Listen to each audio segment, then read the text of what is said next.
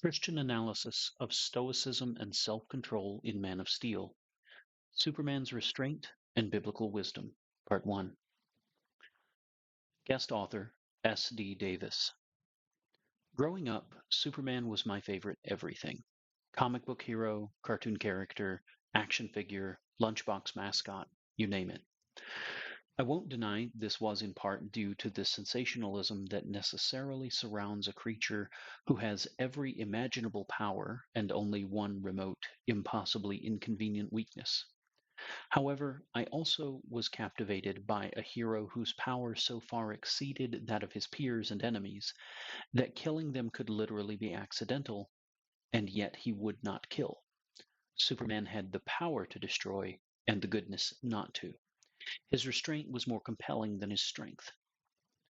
One of the men who played at being my dad for a few years had a hi-fi set. When I lived with him, the dual speakers, and having two was state of the art, were taller than me.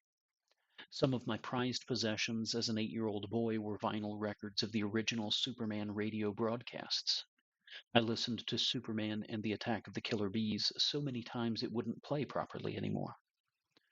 Max Fleischer's animated masterpieces are among my earliest television memories.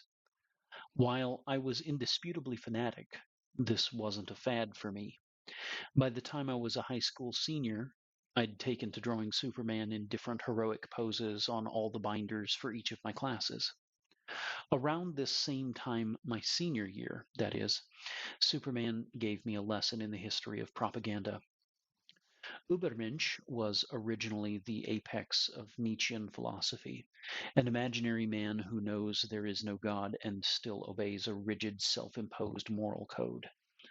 By the 1930s, Germany's Nazi Party had executed a nominal conquest of the word Übermensch and turned it into a euphemism for Aryan and Nazi. In 1935, Jerry Siegel and Joe Shuster pitched Superman as a comic about a bald villain, not unlike Lex Luthor. Superman is an English adaptation of the German word Übermensch. They sought to propagandize against the Übermensch in the American market via their villainous Superman. While I'm often in favor of taking shots at Nietzsche, and always in favor of taking shots at Hitler and his Nazis, Superman's creators learned a hard lesson. You can't sell a comic with an evil protagonist in 1930s America.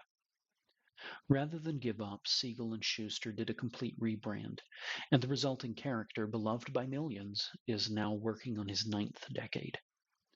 To say I was hyped for the debut of Superman Returns in 2006 would be an understatement. IMAX was an expensive novelty for rich city folk, and to date this remains the only title for which I've ever traveled 4 hours or sought out a specialty theater. And to say I was disappointed in the plot would be another understatement.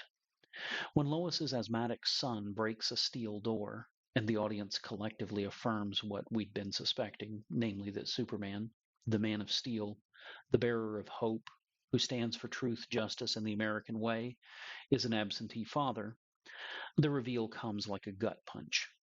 The movie had smelled sour for the preceding 2 hours as it toyed with this idea. The character I knew had been wronged by his writers. I found the whole thing distasteful enough that I ignored the franchise for almost 2 decades, until one day in 2020 when a coworker casually recommended Man of Steel. I really enjoyed it. I want you to watch it and tell me what you think. I don't know, man. I've been off Superman since high school. That whole absentee dad bit kind of killed it for me. Give this one a try. I'll loan it to you. If you don't like it, you're not out anything. I was astounded. To this day, Man of Steel remains one of my favorite movies.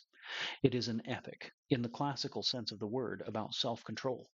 Today we think of epic as meaning big or cool, but it didn't always mean that. Modern usage has transposed an accidental property of epics into their essential one. An ancient epic was a story that took an aspect of morality and presented it as something for the audience to practice and emulate. Homer's Iliad and Odyssey are epics of cunning. Beowulf is an epic of strength. The Lord of the Rings is an epic of contentment.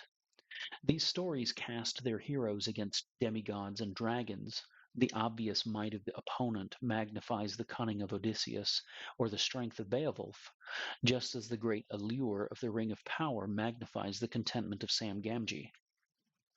We see Clark's self-control blossom in layers. First, he must control his reflexes and senses. Second, he must control his anger and emotions. Finally, he must learn the measured use of violence. Clark's demeanor serves as a reliable thermostat for his developing self-control. Early in the movie, and early in Clark's life, his troubles are small. Kids pick on him, his school bus falls into a river, someone throws a beer at him.